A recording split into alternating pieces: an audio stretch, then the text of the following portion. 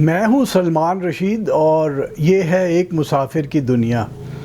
ये आज की जो एक कहानी है ये मेरी ज़बानी नहीं है, ये एक माहिर की ज़बानी है। और ये इसलिए कि उन्होंने ये एक जिसे हम एक कह सकते हैं ना रिमार्केबल साइट ढूंढा है जो कि बुद्धिस्ट है पंजाब के अंदर ना। और ये अपना सरगोदा से अगर आप दरियाए झेलम की तरफ जाते हैं तो झेलम का जो पुराना बेड है उसके किनारे पे है। एक आगे चल के आपको तस्वीर भी दिखाते हैं जिसमें उसके कोऑर्डिनेट्स भी लिखे हुए हैं, तो अगर आप ख़ुद जाना चाहें तो आप उन कोऑर्डिनेट्स पे गूगल के ज़रिए से पहुंच सकते हैं, या अगर आपके पास जीपीएस है तो आप जा सकते हैं।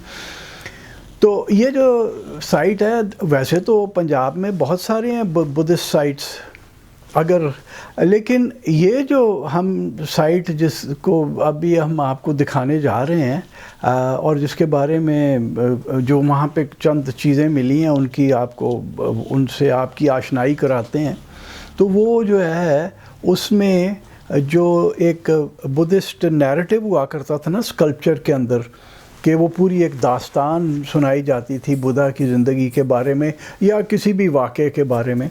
तो हमें पंजाब में पहली बार उस तरह का एक नैरेटिव फ्रीज़ मिली है, और है वो टेराकोटा में, यानी मिट्टी की बना के बेक की गई हुई है, या मिट्टी की बना के एक सेल उसके अंदर फिर वो कार्विंग की गई है। वैसे मेरा ख़्याल ये है कि पहले वो बनाई जाती थी, जब मिट्टी नरम होती थी वो बना ली जाती थी मूर्तियाँ, शक्लें, और फिर उन्हें बेक किया जाता था। तो मैं अब मज़ीद कोई बातें नहीं करूँगा। आप डॉक्टर मोहम्मद हमीद जो हैं department of archaeology Punjab university के चेयरमैन, उनके ज़बानी आप ये सारा कुछ सुन लीजिए, क्योंकि वो अपनी टीम को लीड कर रहे थे जिन्होंने ये जाके जगह दरियाफ्त की। तो जिसे कहते हैं ओवर टू डॉक्टर हमीद जी। जब हम पाकिस्तान में बात करते हैं बुद्ध मत की, तो पिछले 100 साल से या 125 साल से मेरा ये मानना है कि हम बुद्ध मत की तारीख़ और बुद्ध मत का जो आर्ट है उसको हम गंधारा की हद तक लिमिट कर रहे हैं। या आप यूँ समझ लें कि जो कॉलोनियल पीरियड में जो हमारे लोग आए जिन्होंने काम किया, तो बेसिक जो उनका कंसर्न रहा वो गंधारा तक ही रहा, और गंधारा में उनको बेशुमार उनको चीज़ें मिली जिनमें स्तूपाज और मोनेस्ट्रीज थी, और वहाँ से फिर उनको जो बुद्धिस्ट स्कल्पचर मिले और बुद्धिस्ट रिलीफ मिले।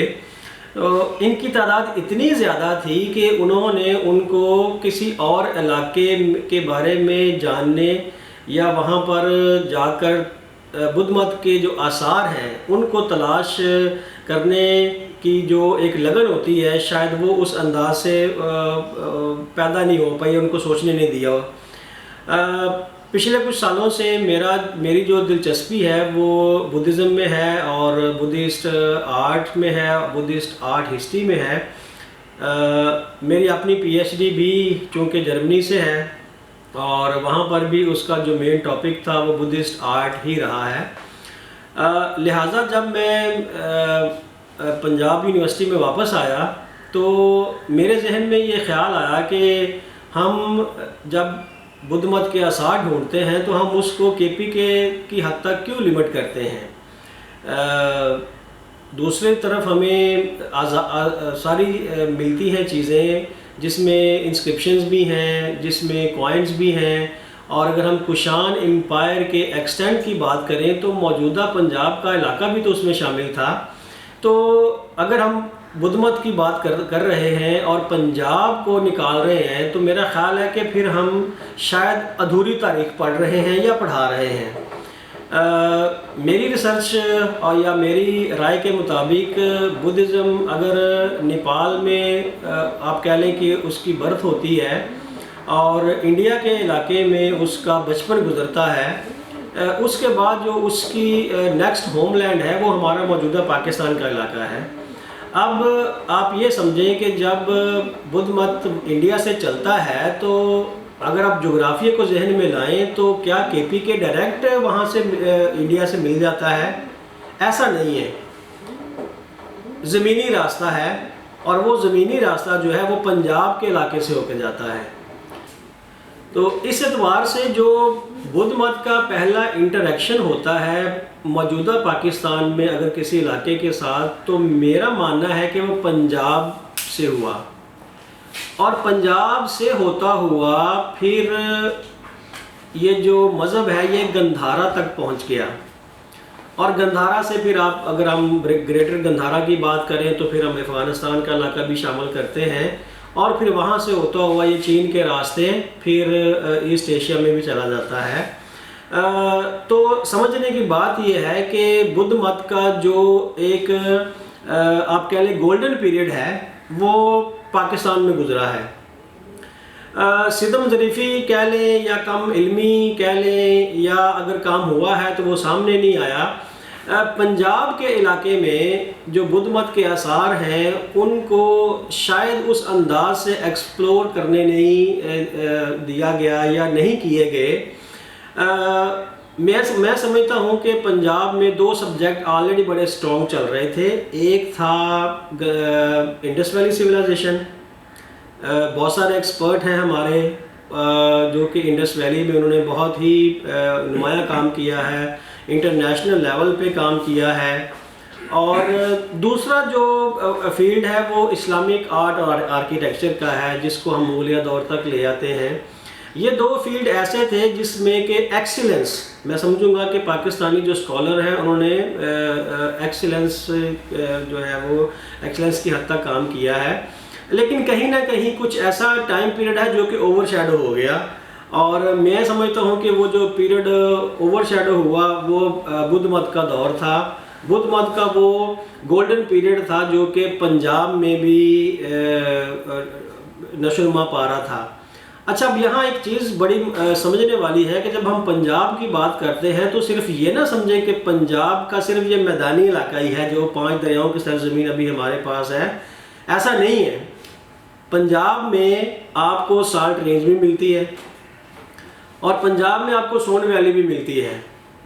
अब ये जो साल्ट रेंज है और ये सोन वैली है, अगर आप इसके फ्लोरा और फौना की बात करें और इसकी जोग्राफिकल जो फॉर्मेशन है उसकी बात करें, टोपोग्राफी की बात करें, तो ये मेरा ख्याल है कि ये बिल्कुल वैसी है जो कि हमें टेक्सला से बियॉन्ड मिलती है।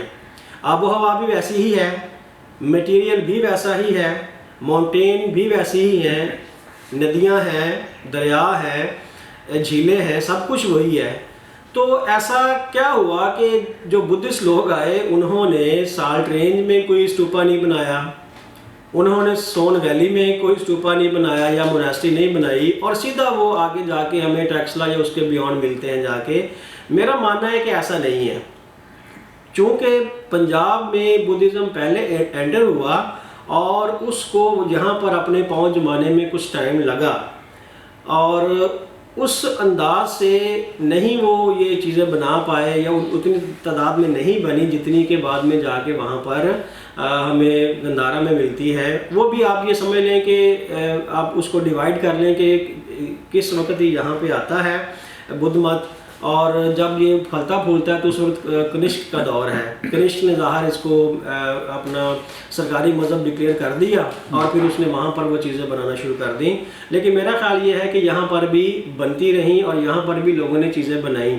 एक और बड़ी दिलचस्प बात है जो मैं सामने लाना चाहूँगा कि पंजाब में जो बुद्ध मत आया, मेरे ख्याल के मुताबिक, या मैंने जो अपने साथ से रहनुमाई ली है या मेरी नाक़िस जो इल्म है उसके मुताबिक, पंजाब में बुद्ध मत पहले आया लेकिन पहले गायब नहीं हुआ।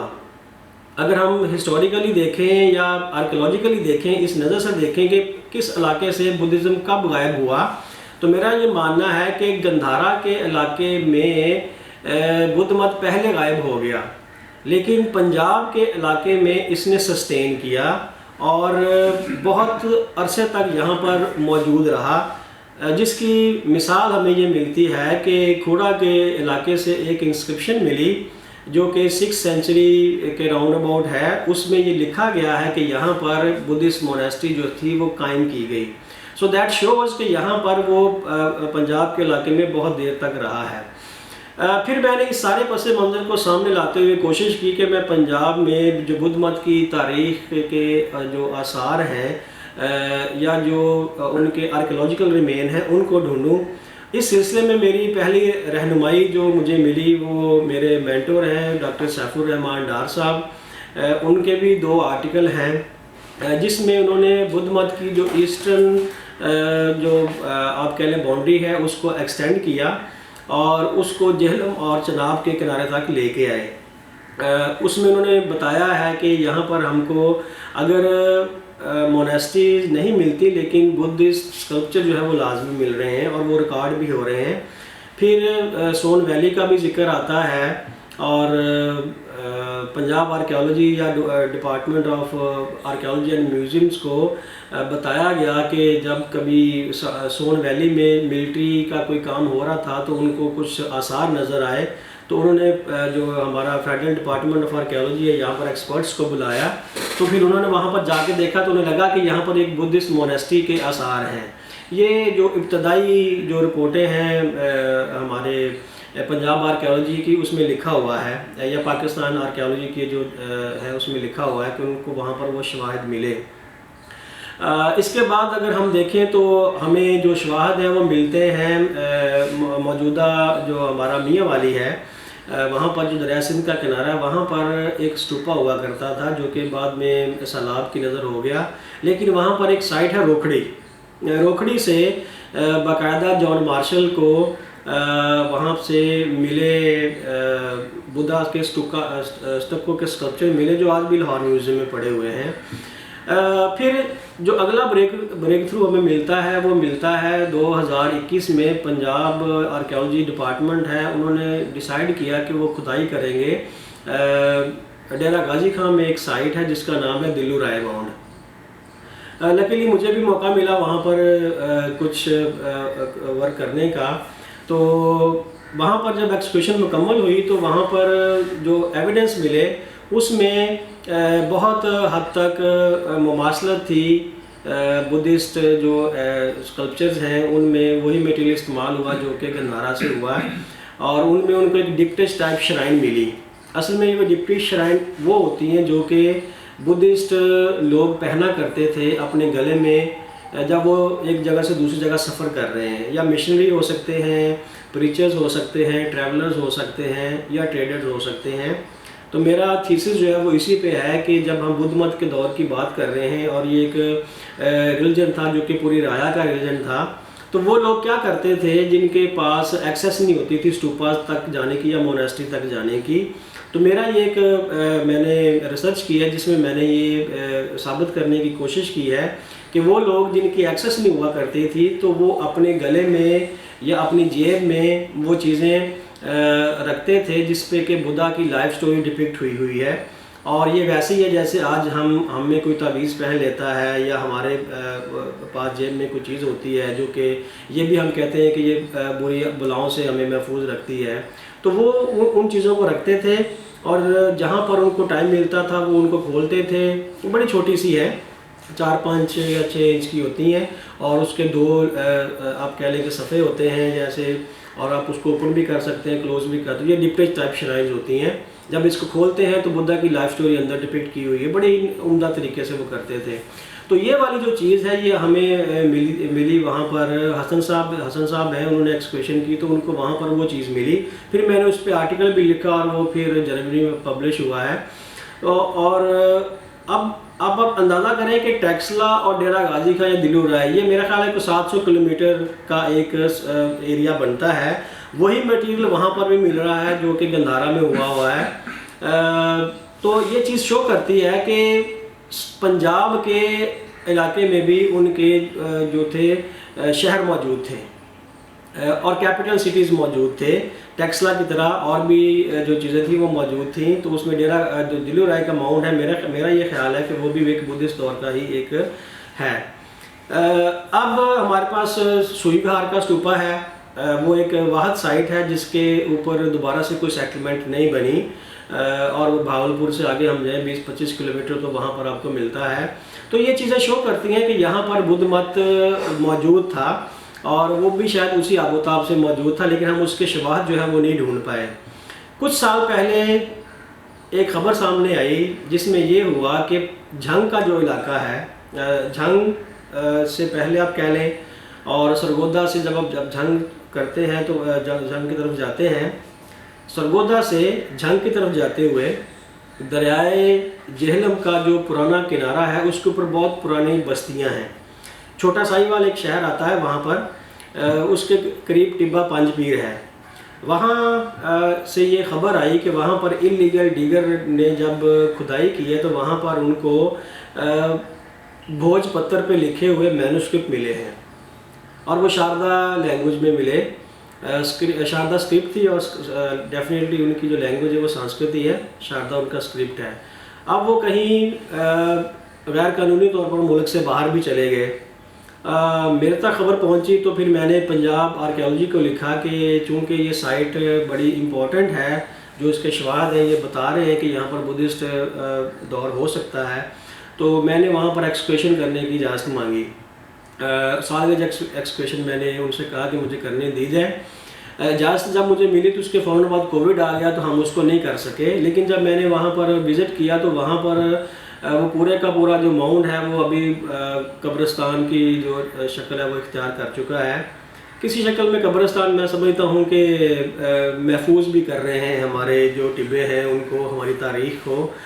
इनका पॉजिटिव एस्पेक्ट भी ये है। अदरवाइज़ तो जहाँ पर भी आप पंजाब में चले जाएँ तो वहाँ पर क्रेनें लगी हुई हैं और जो लोग हैं वो उनको टिब्बों को, हमारी तारीख़ को सत्यानाश उसका कर रहे हैं, मलिया मेट कर रहे हैं, सिर्फ इसलिए कि वो अपनी ज़रूरी ज़मीन को बढ़ाना चाहते हैं। बहरहाल ये इस तरह की चीज़ें वहाँ पर हो रही थी। तो वहाँ पर हमें खुदाई की इजाज़त नहीं मिली क्योंकि वो वहाँ पर कब्रें हैं। तो फिर हमने 2-3 सीज़न के बाद उनको ये कन्विंस कर लिया कि ठीक है, हम सिर्फ सरफेस कलेक्शन के तक रहेंगे, हम खुदाई नहीं करेंगे, और अगर ऑलरेडी कहीं खुदाई हुई है तो हम उसमें एविडेंस जो है वो तलाश कर लेंगे। रिसेंटली अभी इस साल के स्टार्ट में जब मैं वहाँ पर गया तो मुझे पता चला कि वहाँ पर 2-3 और ऐसे टिब्बे हैं जहाँ पर सेम इस तरह की चीज़ें मिलती हैं। मैं उन पर भी मैंने जब सरफेस कलेक्शन का प्रोसेस जो है वो शुरू किया तो वहाँ से मुझे बड़ी ही इंटरेस्टिंग चीज़ें मिली, टिब्बा पंजपीर से भी और उसके मुज़ाफ़ात में भी। तो असल में मैंने जब इनके कोऑर्डिनेट्स लिए और जब इनको एक लाइन में मैंने ड्रॉ किया तो मुझे यही लगा कि ये जो दरिया जेहलम है ये उसके किनारे पर है, और अभी दरिया जेहलम जो वो काफ़ी किलोमीटर जो है वो मगरब की तरफ जो है आई थिंक जा चुका है। लेकिन इस वक्त जो मुझे साइट्स मिली तो वो पुराने रावी जेहलम के किनारे पर थी। अब वो जो जितनी भी साइट्स हैं उन सब में जो मटेरियल है वो आइडेंटिकल है और वो वही मटेरियल मिल रहा है जो कि हमें स्टूपास में मिलता है। अब यहाँ पर एक बड़ी दिलचस्प हकीकत सामने आती है कि बुद्ध मत की जो आबादकारियाँ हैं वो यहाँ पर मौजूद थी, इससे ये चीज़ वाज़ेह होती है। ऑफ कोर्स उसके बाद गुप्ता पीरियड आ जाता है, हिंदू आ जाते हैं, फिर मुस्लिम आ जाते हैं, तो जो टॉप लेवल है वो आपको मुस्लिम पीरियड नज़र आता है, दरमियान में आपको गुप्ता पीरियड आ जाएगा। लेकिन मेरा मानना यह है कि जो बेसिक जो इब्तदाई पीरियड है वो बुद्धिस्ट है। तो बुद्धिस्ट दौर में डेफिनेटली अगर आबादकारी रही है तो वहाँ पर स्टूपास और मोनेस्ट्रीज भी होंगी। जो मुझे ब्रिक्स मिली जो कि मैंने सरफेस कलेक्शन से ही इकट्ठी की थी। सरफेस कलेक्शन इस तरह नहीं है कि वो चीज़ बिल्कुल सामने आ गई है, सरफेस पे पड़ी हुई है। असल में जब लोग वहाँ पर कब्रें खोदते हैं तो वो ज़ाहिर है काफ़ी नीचे तक भी जाते हैं, तो जो वहाँ से उनको ईंटें मिलती हैं या पॉटरी मिलती है तो उसके बाद वो उसी पॉटरी को, उन ईंटों को कब्र की मिट्टी के ऊपर जो है वो आप कह लें कि कवर बिछा देते हैं, ताकि जब सैलाब आए या बारिश आए तो वो जो कब्र की मिट्टी है वो उसके साथ उसको वो पकड़े रखें और कब्र का जो निशान है वो बाकी रहे। तो जब मैंने इन तमाम ब्रिक्स को इकट्ठा किया तो इनमें मुझे बिल्कुल हूबहू वही नमूने नज़र आए जो कि स्टूपा की बिल्डिंग में मिलते हैं। और मेरे लिए ये बड़ी खुशगवार हकीकत थी कि यहाँ पर आपको वो सारे के सारे पैटर्न, मैं मिसाल देता हूँ कि अगर आप लोटस फ्लावर की बात करते हैं तो ब्रिक्स के ऊपर लोटस फ्लावर जो है वो कार्व हुआ है। अगर आप बात करते हैं पैटर्न्स की, जो ज्योमेट्रिकल डिज़ाइन है, डेंटल पैटर्न है, क्यूबिकल डिज़ाइन है, ये सारे के सारे हमको वहाँ पर उन ब्रिक्स पे मिल रहे हैं। प्लस हमें जो अकेंथस, जिस तरह हम कहते हैं कि कैपिटल वहाँ पर गंधारा में इस्तेमाल हुए हैं, उनकी भी एक झलक जो है वो हमें यहाँ पर मिलती है। इन ब्रिक्स के ऊपर जो उनका सरफेस फेस है वो उनको कार्व किया गया है। अब जब मैंने, क्योंकि मैं बुद्धिस्ट आर्ट का तालिब इल्म हूँ, तो पहली नज़र में ही ये चीज़ें मुझे लगी कि ये तो बुद्धिस्ट दौर की हैं। और फ़र्क सिर्फ ये है कि यहाँ पर मटेरियल जो है वो लोकल इस्तेमाल हुआ है, मट्टी इस्तेमाल हुई है। मट्टी को इस्तेमाल करके उन्होंने पक्की ईंटें बनाई और पक्की ईंटों को दोबारा फिर कार्व किया और ये पैटर्न बनाए, और ये पैटर्न फिर उन्होंने स्तूपा की मोल्डिंग पे लगाए। जैसा कि हमें जब हम बात करते हैं गंधारा की तो वहाँ पर हमें ये मिलते हैं। अच्छा, ये तो एक बड़ी आप कह लें कि मेरे लिए बड़ी एक डिस्कवरी थी कि मुझे वो वही पैटर्न मिल गए। लेकिन जो असल डिस्कवरी हुई, जिसकी तरफ मैं लाना चाहूँगा अपने जो सारी मेरी बातचीत का फोकस है, वो मुझे बाकायदा वहाँ पर बुद्धिस्ट आर्ट, जो नैरेटिव आर्ट है, उसके नमूने मुझे मिले, जो कि फॉर द फर्स्ट टाइम उसकी डिस्कवरी हुई। उसको मैंने नाम दिया Buddhist narrative art in terracotta from Punjab. इसको मैं एक्सप्लेन ऐसे करूँगा कि जब हम स्तूपा के इर्द गिर्द देखते हैं तो बहुत सारे स्कल्पचर और पैनल्स लगे होते हैं, और ये एक तरह का विजुअल्स होता है, जो विजुअल कम्युनिकेशन होती है उन लोगों के लिए जो लोग इबादत करने के लिए आते हैं, जो पढ़े लिखे नहीं हैं लेकिन वो मज़हब की तालीमात हासिल करना चाहते हैं। तो उनके लिए फिर क्या रास्ता है, तो फिर उनके लिए उस दौर में ये विजुअल आर्ट का रास्ता जो है वो ढूंढा गया। तो इसको स्तूपा के इर्द गिर्द लगा दिया जाता है, जिसमें बुद्धा की लाइफ स्टोरी से रिलेटेड जो भी इम्पोर्टेंट इवेंट्स हैं उनको बताया जाता है। अभी तक, आज से पहले आप कह लें, ये ख्याल किया जाता था कि वो जो आर्ट है वो सिर्फ हमको गंधारा में ही मिलता है, इसलिए हम उसको गंधारा आर्ट कहते हैं। अब ये एविडेंस हमें पंजाब से भी मिल गए हैं और पंजाब में टेराकोटा में मिले हैं, तो इसलिए मैंने कहा है कि वही नैरेटिव आर्ट जो पहले वहाँ पर बनता था वो सेम उस दौर में यहाँ पर भी बनता था। और मैंने बाकायदा वो नमूना जो है वो डिस्कवर किया, जिसमें आलमोस्ट वही की वही चीज़ें हमें नज़र आती हैं जो कि वहाँ पर हमें गंधारा में नज़र आती हैं। आप फिगर्स को देख लें, आप उनकी फिज़िक को देख लें, उनके जेस्चर्स को देख लें, पोस्चर्स को देख लें, उनके कॉस्ट्यूम देख लें, वो फ़्लो देख लें, जिस फ़्लो से वो स्टोरी चलती है, वो सारा का सारा वही है जो कि हमें गंधारा से मिल रहा है। अब ये एक लैंडमार्क डिस्कवरी है जो ये बताती है कि Buddhist art, not Gandhara art. अगर हम गंधारा आर्ट कहते हैं तो वो आर्ट जो गंधारा के इलाके में हुआ, वो बुद्धिस्ट आर्ट जो गंधारा के इलाके में हुआ, उसको हम बुद्धिस्ट आर्ट कह सकते हैं। वो बुद्धिस्ट आर्ट जो कि इंडिया में हुआ, उसको हम मथुरा आर्ट कहते हैं या अमरावती आर्ट कहते हैं। लेकिन एक वो भी तो आर्ट है जो कि पंजाब में डेवलप हुआ। तो मैं ये समझता हूँ कि अगर गंधारा आर्ट है तो फिर पंजाब का आर्ट भी है, बुद्धिस्ट आर्ट भी है। इसीलिए मैंने एक नया चैप्टर या नई बहस स्टार्ट करने की कोशिश की है, जिसमें मैंने ये कहा है कि बुद्धिस्ट आर्ट फ्रॉम पंजाब या Buddhist narrative art in terracotta from Punjab. तो ये मेरी एक तरह की कह लें कि काविश है, जिसमें मैंने एक नई बहस स्टार्ट कर दी है कि पंजाब के इलाके में भी बुद्ध मत की आबादकारियाँ उतनी ही तादाद में मौजूद थीं जितनी कि वहाँ पर गंधारा में मौजूद थीं। फ़र्क सिर्फ ये है कि हम उनको अभी तक तलाश नहीं कर पाए। अगर हम तलाश करेंगे तो हम बुद्धिस्ट जो डेस्टिनेशंस हैं या बुद्धिस्ट टूरिज़्म है उसको भी हम प्रमोट करके यहाँ पर ला सकते हैं, और पंजाब में जो बुद्ध मत का शेड है उसको हम समझ सकते हैं। और उसके मज़ीद सवाल भी हमारे सामने आएंगे कि बुद्ध मत कैसा था, बुद्ध मत वाले लोग कैसे थे, कौन से स्कूल को वो फॉलो कर रहे थे, किस तरह उन्होंने आबादकारियाँ बनाई, वो स्टूपास मोनेस्ट्री कहाँ कहाँ बनाई, यहाँ पर फिर वो ऐसा क्या हुआ कि बुद्ध मत के लोग जो थे वो गायब हो गए, उनको तबाह करने में या वो जगह को छोड़ने में क्या रहा है। तो ये चीज़ जो है ये बहुत इम्पोर्टेंट है, जिसमें मेरा ख्याल है कि हमें बात करने की ज़रूरत है। एक और चीज़ जो बहुत ही दिलचस्प है, मैं समझता हूँ कि ये एक बड़ा ही इम्पोर्टेंट पीस है जो कि मुझे वहाँ से मिला। टुकड़ों की शक्ल में मिला। बाद में हमने इसको थोड़ा सा ये रफ एमरजेंसी ट्रीटमेंट देने की कोशिश की, हमने इसको जोड़ा हुआ है। इसको कहते हैं रिचुअल टैंक। रिचुअल टैंक की जो टर्म है ये जॉन मार्शल ने इस्तेमाल की उन ऑब्जेक्ट्स के लिए, सिमिलर ऑब्जेक्ट्स के लिए जो कि उनको टेक्सला की खुदाई के दौरान मिले। आज भी टेक्सला के म्यूज़ियम में एक शेल्फ में ये पड़े हुए हैं और आप वहाँ पर देख सकते हैं कि मुख्तलिफ तरीके के उन्होंने उस पर पैटर्न भी बनाए हुए हैं। ये जो रिचुअल टैंक है अकॉर्डिंग टू जॉन मार्शल ये जैन रिचुअल टैंक है, लेकिन मैं इससे इत्तेफाक नहीं करता। और ज़रूरी नहीं कि जो मार्शल ने या किसी भी फॉरेन राइटर ने लिख दिया हो हम उसको अज़बर उस पर यकीन कर लें। हमारा भी दिमाग है, ये हमारी धरती है, ये हमारा मुल्क है, ये हमारा हेरिटेज है। मैं इस ज़मीन का बाशिंदा हूँ।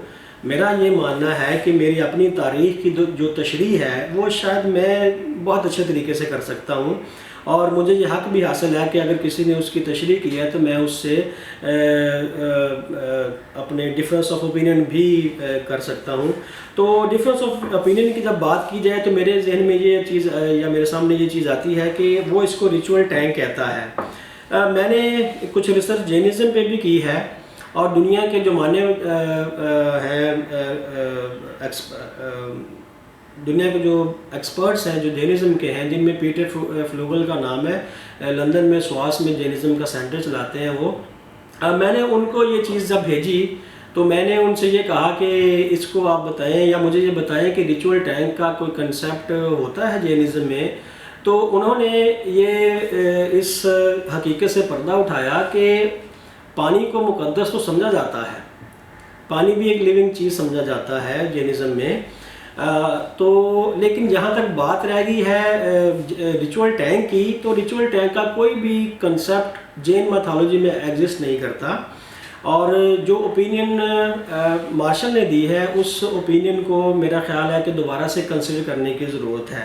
तो ये जब मुझे एक स्कॉलर की जो है वो ओपिनियन मिलेगी तो मेरा भी ये ख्याल है कि ये बेसिकली बुद्धिस्ट पीरियड से ही ताल्लुक़ रख सकता है। जॉन मार्शल ने इसकी तारीख दी है 1st सेंचुरी एडी की या कॉमन एरा की।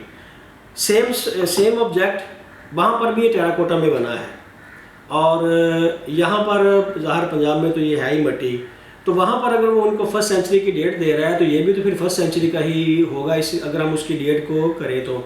अब इस रिचुअल टैंक में डिपेक्ट क्या किया जाता है, इसमें यूनिवर्सल 4 एलिमेंट्स जो हैं उनको डिपेक्ट किया जाता है। The tank itself represent water, पानी, और पानी में फिर ये टर्टल्स की और मखलूक दिखाई गई कि वो यहाँ पर रह रहे हैं और उसके साथ आपको ये एक स्नेक नज़र आ रहा होगा। तो स्नेक जो है वो आप कह लें कि रिप्रेजेंट कर रहा है कि ज़मीन को, तो पानी भी आ गया और ज़मीन भी आ गई। बाकी फिर इसके 4 कोने होते हैं। अभी ये टूट गया था, हमें ज़ाहिर है बाकी पीसेस नहीं मिले, लेकिन जब कंपैरेटिव स्टडी की है तो पता चला है कि इसके जो 2 कॉर्नर होते हैं, एक पे बर्ड है डिपिक्ट किया जाता है, फाल्कन हो सकता है या कोई बर्ड हो सकता है जो कि एयर को डिपिक्ट करता है, और एक जो है अभी आप देख सकते हैं कि इसकी जो गोल अभी जो है वो हमें नज़र आएगी आउटलाइन, इस पे चिराग होता है जो कि फायर को या लाइट को डिपिक्ट करता है। तो ये बेसिकली रिचुअल टैंक या ऑब्जेक्ट्स होते थे। आज भी अगर मेरा ख्याल अगर हम रिलेट करें तो जो लोग हैं इंडिया में बसने वाले लोग हैं वो भगवानों की आरती उतारने के लिए कुछ उन्होंने पकड़ा होता है, उसमें आग भी जली होती है, उसमें चीज़ें होती हैं। तो ये ट्रेडिशन तो एग्जिस्ट करती हैं, इसमें कोई ऐसा नहीं है। तो उस वक्त भी जब अगर कोई स्तूपा पे जा रहा है या किसी जैन टेम्पल पे जा रहा है या कहीं या अपने घर में उसने इबादत करनी है तो कोई रिचुअल ऑब्जेक्ट तो उसके हाथ में होगा ना, जिसके मेरा ख्याल है कि जिसको यूज़ करके वो इबादत करते होंगे। तो शायद ये उन ऑब्जेक्ट्स में से एक है जो कि बुद्धिस्ट लोग अपने घरों में रखते होंगे या स्तूपा के साथ भी रखते होंगे। तो ये भी चीज़ मुझे पंजाब से मिली है और ये फर्स्ट डिस्कवरी है। तो हमारे पास 2 चीज़ें आ गई, मुस्तनद चीज़ें आ गई। एक तो ये रिचुअल टैंक आ गया, रिचुअल ऑब्जेक्ट आ गया जो कि for the first time Punjab के मैदानी इलाके से मिला है, और दूसरा वो नैरेटिव आर्ट जो हमें टेराकोटा में मिला है। अब ये 2 चीज़ें तो इस वक्त हमारे पास मौजूद हैं जो कि इस बात की निशानदही करती हैं कि पंजाब में भी बुद्ध मत के आसार मौजूद थे और पंजाब में भी आर्टिस्ट मौजूद थे। और पंजाब में भी आर्टिस्ट मौजूद थे जो कि गंधारा आर्ट को बना रहे थे। और सबसे बड़ी बात जो इसकी है वो ये है कि ये वही आर्टिस्ट हैं जो कि आज भी हमारे उन इलाकों में बैठे हुए हैं और वो अपनी तारीख से कट गए हैं और अपने आर्ट से कट गए हैं। तो इन ऑब्जेक्ट के थ्रू अगर हम उनको उनके आर्ट से जोड़ते हैं तो हमारी जो यंग जनरेशन है, मेरा ख्याल है कि वो अपनी हिस्ट्री पे प्राइड भी करेगी। और मैं समझता हूँ कि ये एक्सप्लोरेशन होने की ज़रूरत है पंजाब में, और पंजाब में बुद्ध मत के चैप्टर को नए सिरे से ढूंढने की ज़रूरत है ताकि हम बुद्ध मत की मुकम्मल तारीख पढ़ा सकें।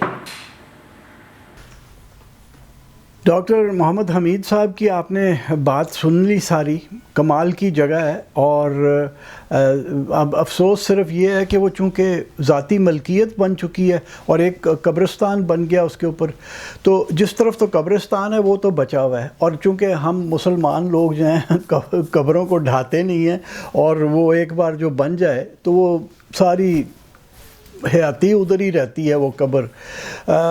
तो एक तरह से तो ये जो साइट है बच गया, क्योंकि अब इसको मज़ीद किसी ने ख़राब नहीं करना। लेकिन दूसरी तरफ जो मालकान हैं वो अपनी वाई के चक्कर में कि उनकी जो ज़मीन है, रकबा जो उनका बढ़ जाए, तो वो इस अपने टिब्बे को खाते चले जा रहे हैं। तो बस ये है कि ये थोड़ा रह जाएगा।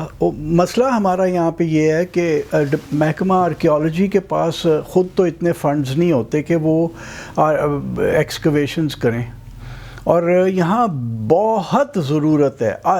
यानी जगह जगह आपको पुराने साइट्स मिलते हैं, उनके पास पैसा नहीं है कि वो ख़ुद करें।